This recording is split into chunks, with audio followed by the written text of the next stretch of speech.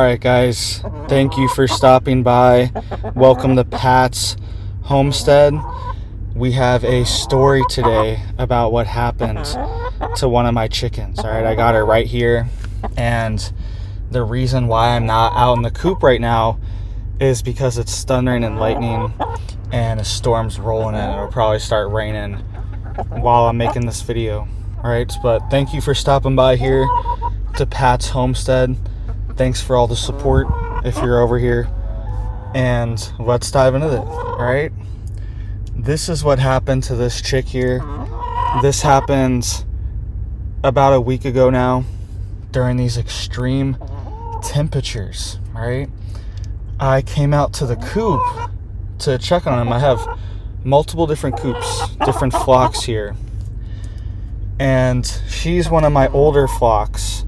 All right, this girl's about 3 years old, almost 3, and she was completely limp. Right? I thought she was dead. I thought she was gone. I was like, this chicken is dead already, because she was just hanging. She was kind of like laying in her roost box and just hanging out, and her neck was like hanging out the thing, limp, right? And she looked super pale. Like, you see how her comb's really red now.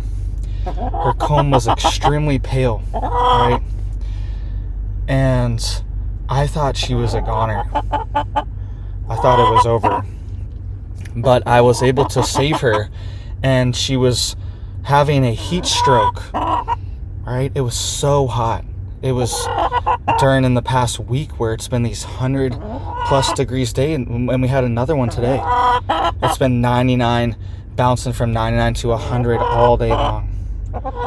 Right, and I thought she was done. I was like, this is crazy that we're losing her, because she's a pretty big hen. She's been around for 3 years. She's pretty hardy. All right, she was living with me in the RV, traveling around in a tiny little chicken coop that we'd put out in the grass and move around for him. Okay, so she's hardy. She's been in heat. She's been in tight situations.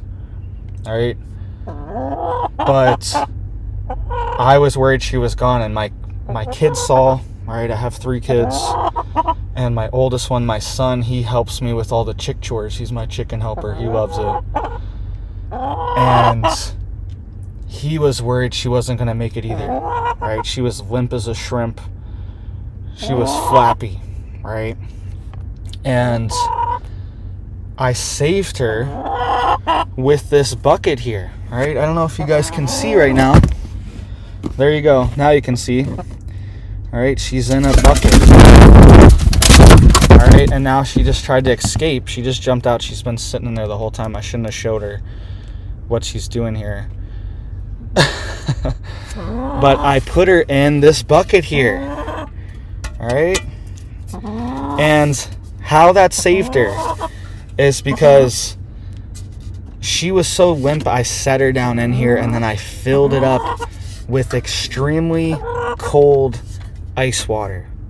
All right, extremely cold ice water. That is how I saved her from this heat stroke. All right, and this can happen quick. And I let her sit in there. All right, and she was so limp that her head kept falling into the water.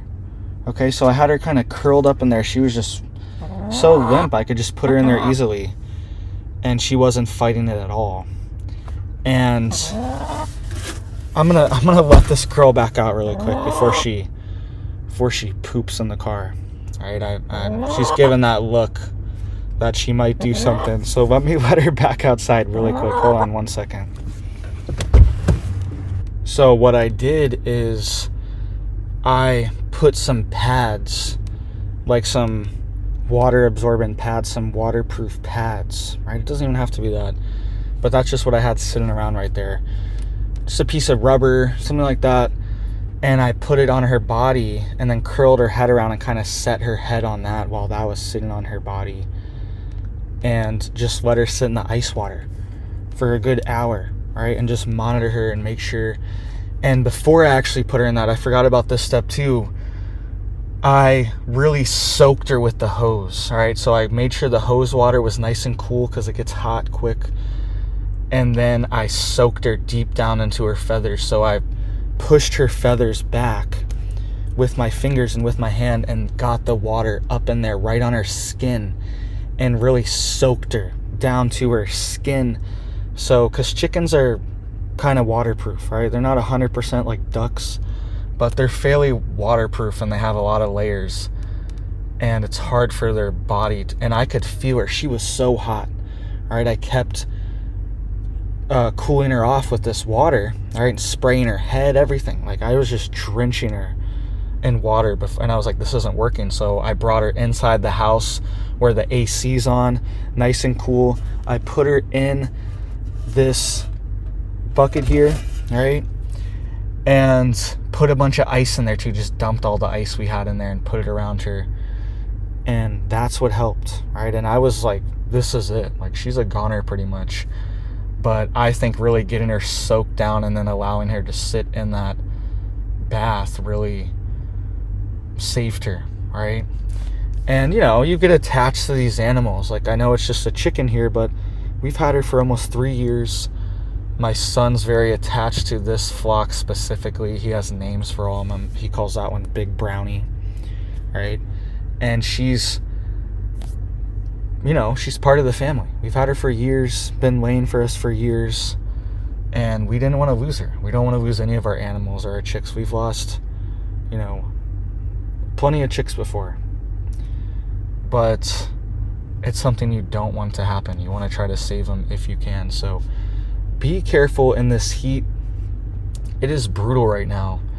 And anytime in summer, this is what I've done for years and years. Just dump water on the chicks, spray the chicks off, or just dump water. When we were off grid in our RV for years, we were living off water tanks, and I would just dump a whole water tank on them in the middle of the day on the hot days and just get the chicks soaked. All right, it's not going to hurt them. It's going to act like sweat for them, because we can sweat. All right, we can sweat and then evaporate the heat off of us, but most animals cannot do that. That's why they have to pant.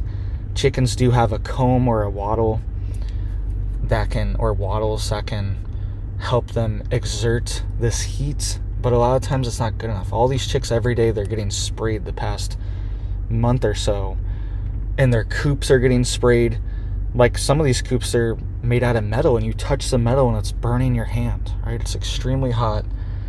And spray the coops down as well, right? I always soak the coops and just get them wet so it really soaks into the wood and into the metal and cools it all down, all right? Gets it to a reasonable temperature again, so then it could rise back up, at least, and they can deal with it. And one other tip for your homestead, and I'm going to be showing you guys a lot more of the homestead. It's just right now it's been thundering and lightning out and saying it's going to rain any minute, so I don't want to be sitting in this big metal coop and get struck by lightning over here. It's not something I have on the plans for today. But one other strategy that I also implement for heat problems with chickens and animals too, livestock, is actually to feed them and give them water in the middle of the day, during the hottest part of the day. All right, even if you're only doing it once a day, that's what I do. Because a lot of people do it early in the morning. That works too.